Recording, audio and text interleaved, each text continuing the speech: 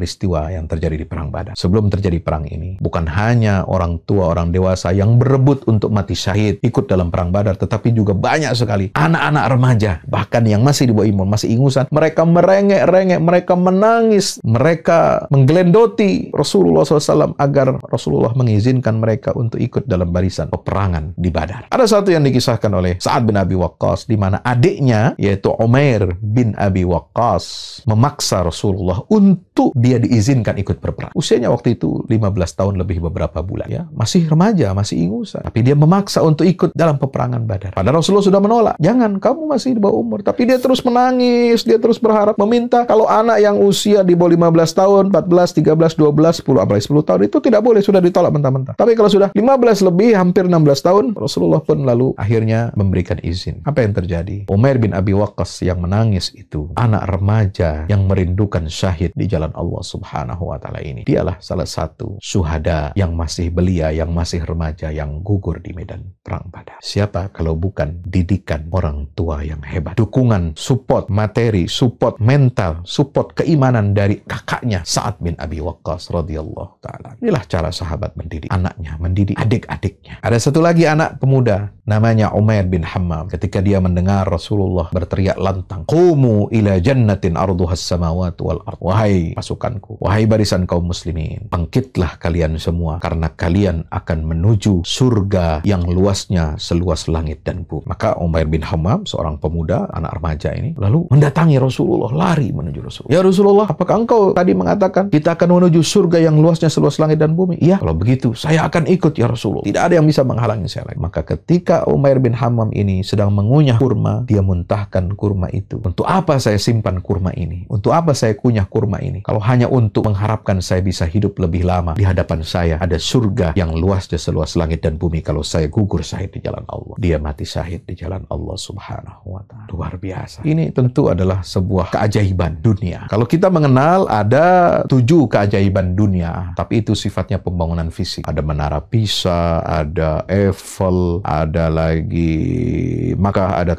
Ka'bah, ada Taj Mahal misalnya di India, ada tembok besar di Cina. Itu keajaiban dunia yang sifatnya fisik, pembangunan fisik. Tapi keajaiban dunia yang dicatat dalam sejarah perjuangan Islam adalah ketika anak-anak remaja ini yang dididik oleh Rasulullah, dididik oleh ayahnya yang muslim, dididik oleh kakaknya yang muslim ini, mereka berebut untuk mati syahid di jalan Allah Subhanahu wa Ta'ala. Apa rahasia di balik itu semua? Pendidikan Islam macam apa? Sekarang pertanyaannya, sudah sampai mana anak-anak kita mengerti, mencintai, dan mengamalkan ajaran Islam ini? Sudah sejauh mana ayah bunda mendidik mereka untuk mencintai, untuk melaksanakan, dan untuk mendakwahkan Islam ini kepada seluruh dunia? Jawabannya kembali berpulang kepada kita masing-masing. Dengan apa? Dengan kita harus merasa memiliki tanggung jawab untuk mendidik anak-anak kita sebagai bagian dari ibadah kita kepada Allah Subhanahu wa Ta'ala.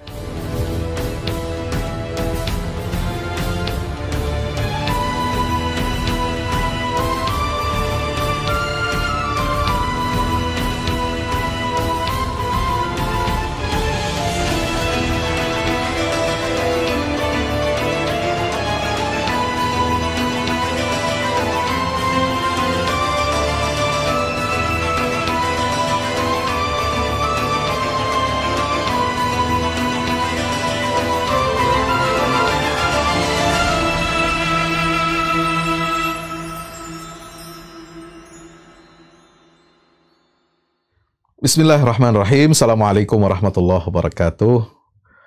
Alhamdulillah, wassalatu wassalamu ala rasulillah wa ala alihi wa ashabihi wa man tabi'ahu wa nasarahu wa balah. La hawla wa la quwata illa billah. Para sahabat Ibaska TV yang dirahmati Allah, para wali santri pesantren Tahfizul Quran Ibnu Abbas Klaten, alhamdulillah, bersyukur kepada Allah, dan mari kita berselawat untuk baginda Rasulullah Muhammad sallallahu alaihi wasallam. Allahumma salli ala Muhammad wa ala ali Muhammad. Salatu wassalamu alaika Rasulullah. Siapa di antara kita yang tidak mengenal atau paling tidak membaca kisah tentang Perang Badar? Ya, tentu setiap muslim, setiap ayah, setiap bunda, apalagi yang concern, peduli terhadap pendidikan Islami untuk anak-anaknya, Apalagi ayah bunda yang sejak masa kuliah dulu sudah aktif ikut pengajian halaqah-halaqah dakwah, maka kita pasti membaca sirah Nabi kita Muhammad SAW. Ada satu penggalan, fragmen di dalam sirah Nabi SAW yang sangat penting untuk kita cermati dan kita pelajari, jadikan ibrah. Terutama dalam rangka kita membangun generasi, membangun karakter, membangun mental anak-anak kita menjadi mental pejuang dan mental pemenang. Ya, para sahabat Nabi SAW, sebagaimana yang dinyatakan oleh sahabat yang bernama Sa'ad bin Abi Waqqas radhiyallahu anhu, beliau sering menyatakan satu pesan kepada kita. Kunna nu'allimu sibyanana al-maghazi wasiyar kama nu'allimuhum al-Qur'an. Kami dahulu, cara mendidik kami kepada anak-anak kami adalah diantaranya dengan mengajarkan kepada mereka kisah-kisah peperangannya Rasulullah SAW. Sejarah peri kehidupannya Rasulullah atau siyar as-sirah. Sebagaimana kami mengajarkan kepada mereka kitab suci Al-Quran. Ya. Jadi, generasi sahabat ini yang dididik oleh Rasulullah Sallallahu Alaihi Wasallam selama 23 tahun, 13 tahun di Makkah, periode Makkiyah, dan 10 tahun di periode Madaniyah, itu mereka kan dididik tidak dari kecil, tidak dari lahir. Ada di antara mereka yang masuk Islam baru usianya paling muda, ya 8 tahun seperti halnya Sayyidina Ali bin Abi Thalib. Ada yang sudah berusia 16 tahun. Ada yang 15 tahun, ada yang 20 tahun, ada yang 23 tahun, ada yang bahkan usianya hampir sebaya dengan Rasulullah SAW, yaitu Abu Bakar Siddiq radhiyallahu anhu. Beliau usianya hanya beda 2 tahun dengan Rasulullah SAW. Jadi ketika masuk Islam, ya ketika menjadi as-sabiqun al-awwalun, usia beliau ini hampir 40 tahun di bawah Rasulullah SAW sedikit. Artinya apa? Mereka lahir, mereka tumbuh besar bukan dalam bi'ah atau lingkungan pendidikan yang islami. Bukan dari orang tua yang muslim. Bukan dari kakek nenek yang muslim. Bukan dari paman dan bibi yang muslim. Bukan dari guru-guru yang mengajarkan mereka sejak akil balik yang muslim. Lingkungan mereka adalah lingkungan kaum musyrikin. Ya. Maka mereka baru mengenal pendidikan Islam ketika mereka dididik langsung oleh Rasulullah SAW ketika mereka sudah menginjak usia remaja atau usia dewasa. Maka nampaknya para sahabat Rasulullah SAW ketika mereka dikaruniai anak, apakah laki-laki atau perempuan, mereka sudah menjadi muslim, mereka menjadi muslim yang taat, mereka adalah murid-murid utamanya Rasulullah SAW, maka mereka ingin mendidik anak-anak mereka tentu lebih baik daripada ketika situasi mereka baru mendapatkan cahaya hidayah dari Allah Subhanahu wa Ta'ala. Maka salah satu cara yang paling efektif mendidik anak-anak kita dengan pendidikan Islam adalah seperti yang diajarkan oleh sahabat Nabi kepada anak-anaknya. Apa yang diajarkan? Yaitu kunna nu'allimu sibyanana al-maghazi wasiyar kama nu'allimuhumul Qur'an al-Karim. Kami ajarkan kepada anak-anak kami kisah peperangannya Rasulullah SAW. Sirahnya Nabi SAW, sebagaimana kami ajarkan mereka Al-Quran. Nah, salah satu kisah peperangan yang mendapatkan sorotan begitu luar biasa di dalam Al-Quran itu adalah Perang Badar. Perang pertama dalam sejarah Islam. Perang pertama yang disebut hari terjadinya peperangan itu adalah Yaumal Furqan. Yaumal Taqal Jam. Hari pemisah antara yang hak dengan yang batil. Hari yang sangat menentukan. Ketika Allah menyatakan, "Wadhkuru idh antum qalilun mustad'afuna fil ard takhafuna ay yatakhattafakumun nasu fa'awakum wa ayyadakum binasrih." Dulu sebelum perang Badar, umat muslim takut, inferior, terintimidasi, diteror. Mereka lemah. Ya. Walaqad nasarakumullahu bi Badrin wa antum adhillah. Allah menyatakan, sungguh Allah telah menolong kalian pada pertempuran Badar ketika kalian jumlahnya sedikit dan lemah, dipandang remeh oleh musuh. Ya. Saudaraku yang dirahmati Allah Subhanahu wa taala. Perang Badar ini adalah Yaumul Furqan. Ya, perang pertama dalam sejarah kemanusiaan. Ya, setelah perang yang berlandaskan tauhid, yang murni karena Allah, perang pertama itu adalah perang antara Talut dengan Jalut, di mana Daud alaihissalam akhirnya berhasil melumpuhkan dan membunuh seorang durjana, yaitu Jalut atau Goliat, sebagaimana tertulis dalam kitab Perjanjian Lama atau Perjanjian Baru. Itulah Yaumul Furqan yang pertama. Nah, setelah itu tidak ada lagi peperangan di atas muka bumi ini antara hak dan batil yang berlandaskan akidah tauhid yang murni, sebagaimana Talut melawan Jalut. Daud menjadi barisan yang memenangkan agama Allah. Kecuali peperangan itu terjadi ketika Badar, tanggal 17 Ramadan. Di situ kaum musyrikin yang dipimpin oleh Abu Jahal dan Abu Sufyan bin Harb, mereka memerangi umat Islam di Madinah dalam perang Badar. Disitulah Yaumul Furqan yang pertama. Sehingga Allah memuji orang-orang yang terlibat dalam perang Badar ini apa? Disebutkan di dalam ayat rangkaian tentang Jalut dan Talut itu. Ya, kam min fi'atin qalilatin ghalabat fi'atan katsiratan biiznillah. Berapa banyak kelompok yang sedikit dapat mengalahkan kelompok yang jauh lebih besar dengan izin Allah Subhanahu wa taala. Allahu akbar walillahil hamd. Ya, itu sebenarnya untuk memuji peristiwa perang Badar. Ya. Karena jumlah kaum muslimin hanya 313. Jumlah kaum musyrikin ada 1000. Ya, anggota pasukan 3 kali lipat daripada umat Islam. Dan mereka berhasil menang, mengalahkan musuh-musuhnya. Dan lagi-lagi Allah mengatakan di dalam surah Al-Anfal, itu semua terjadi karena pertolongan Allah, murni pertolongan Allah, intervensi dari Allah Subhanahu wa ta'ala. Wa man nasru illa min indillah al-azizil hakim. Wa man nasru illa min indillah innallaha azizun hakim.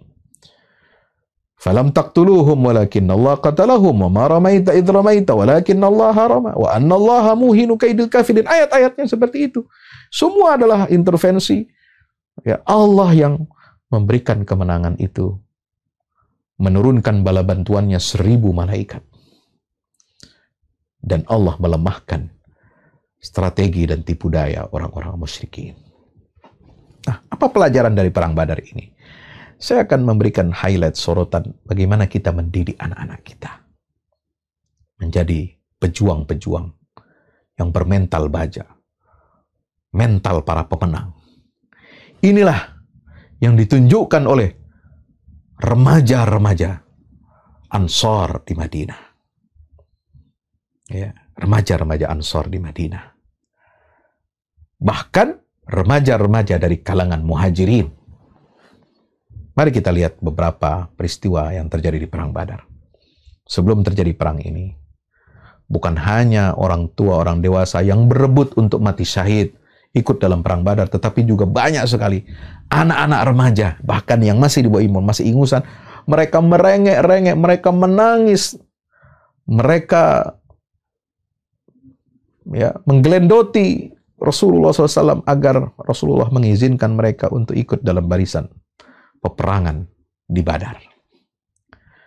Ada satu yang dikisahkan oleh Sa'ad bin Abi Waqqas, di mana adiknya, yaitu Umair bin Abi Waqqas, memaksa Rasulullah untuk dia diizinkan ikut berperang. Usianya waktu itu 15 tahun lebih beberapa bulan. Ya, masih remaja, masih ingusan. Tapi dia memaksa untuk ikut dalam peperangan Badar. Padahal Rasulullah sudah menolak. Jangan, kamu masih di bawah umur. Tapi dia terus menangis, dia terus berharap, meminta kalau anak yang usia di bawah 15 tahun, 14, 13, 12, 10, apalagi 10 tahun, itu tidak boleh, sudah ditolak mentah-mentah. Tapi kalau sudah 15 lebih, hampir 16 tahun, Rasulullah pun lalu akhirnya memberikan izin. Apa yang terjadi?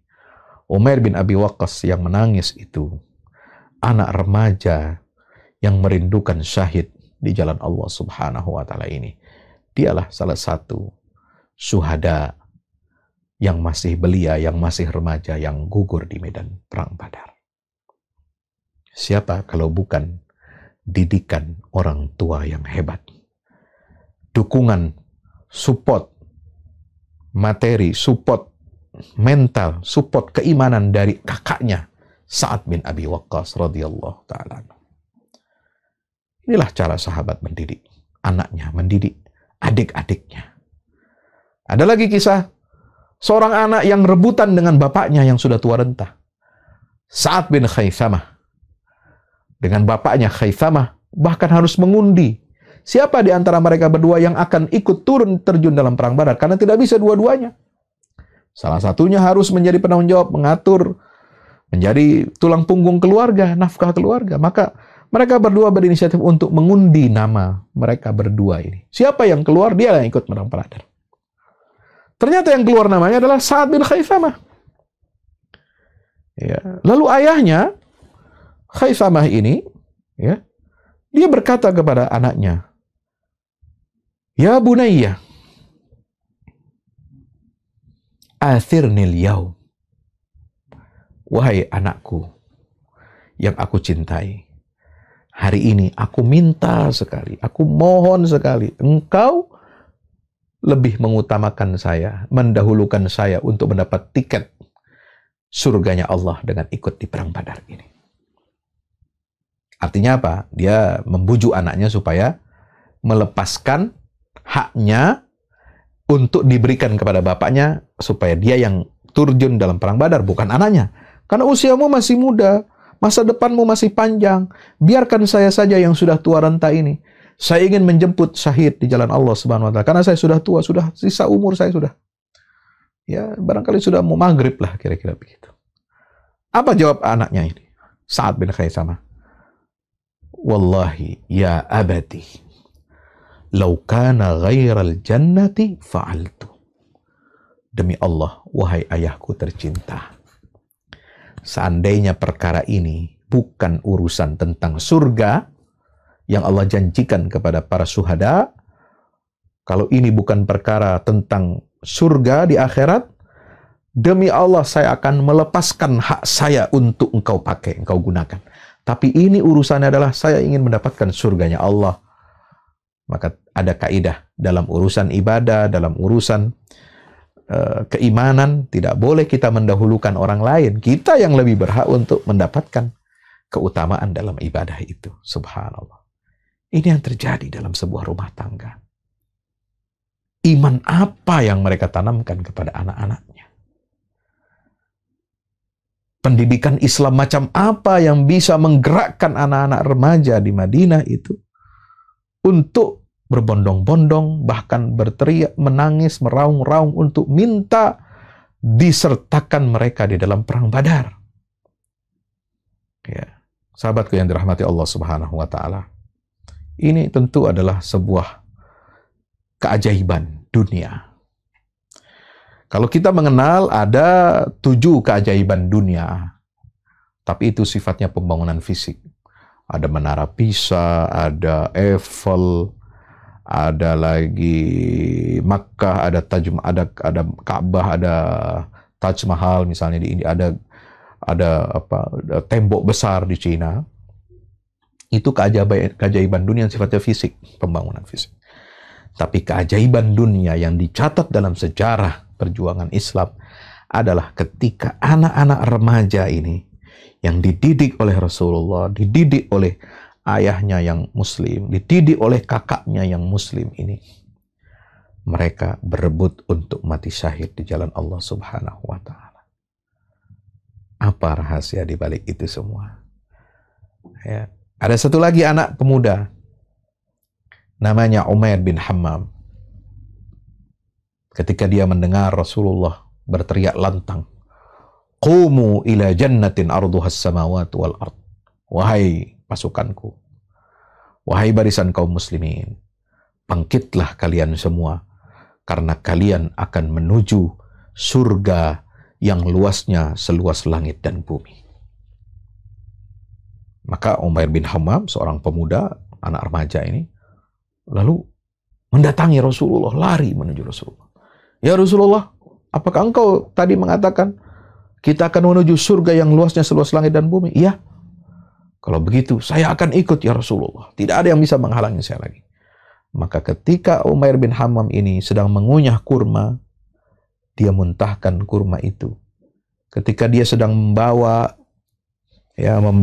beberapa butir kurma ditaruh di atas kopiahnya, di atas topi bajanya, topi perangnya, dia lepaskan itu dan dia buang kurma itu. Untuk apa saya simpan kurma ini? Untuk apa saya kunyah kurma ini? Kalau hanya untuk mengharapkan saya bisa hidup lebih lama, di hadapan saya ada surga yang luasnya seluas langit dan bumi kalau saya gugur syahid di jalan Allah. Dia mati syahid di jalan Allah Subhanahu wa Ta'ala. Luar biasa. Pendidikan Islam macam apa?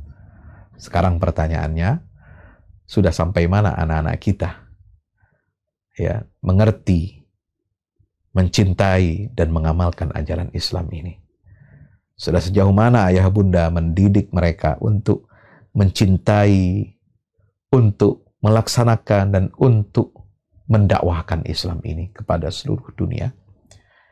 Jawabannya kembali berpulang kepada kita masing-masing. Dengan apa? Dengan kita harus merasa memiliki tanggung jawab untuk mendidik anak-anak kita sebagai bagian dari ibadah kita kepada Allah Subhanahu wa Ta'ala. Demikian. Wallahu a'lam bishawab. Mudah-mudahan bermanfaat. Aqulu qouli hadza astaghfirullah li wa lakum. Wassalamualaikum warahmatullahi wabarakatuh.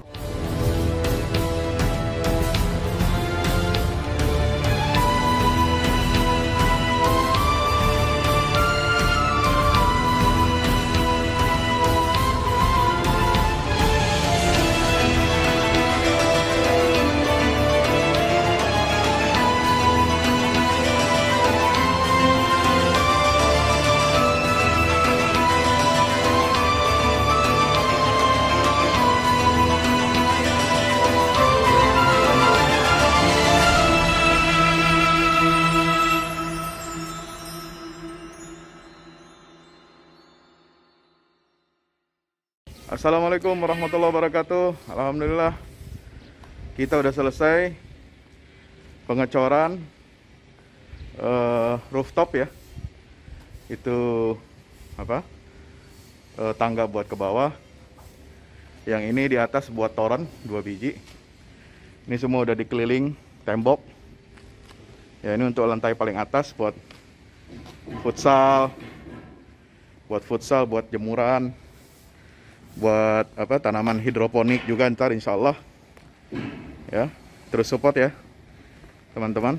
Alhamdulillah terus selesai pengecorannya semuanya ya. Ini progres kita terbaru, dan jadi buat olahraga, buat utilities ya, multiguna.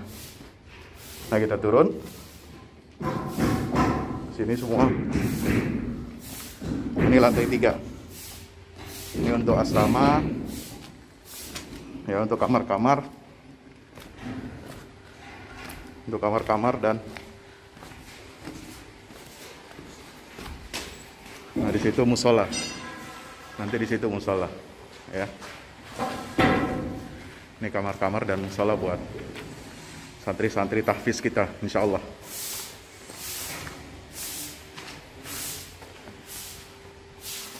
Nah, ini lantai 2 kita turun.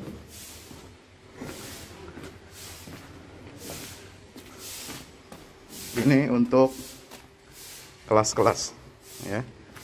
Kelas-kelas tahfidz. kelas-kelas tadabbur. Insya Allah mau udah jadi. Alhamdulillah ke dukungan antum semua. Nah, tinggal ke bawah, di sini buat aula.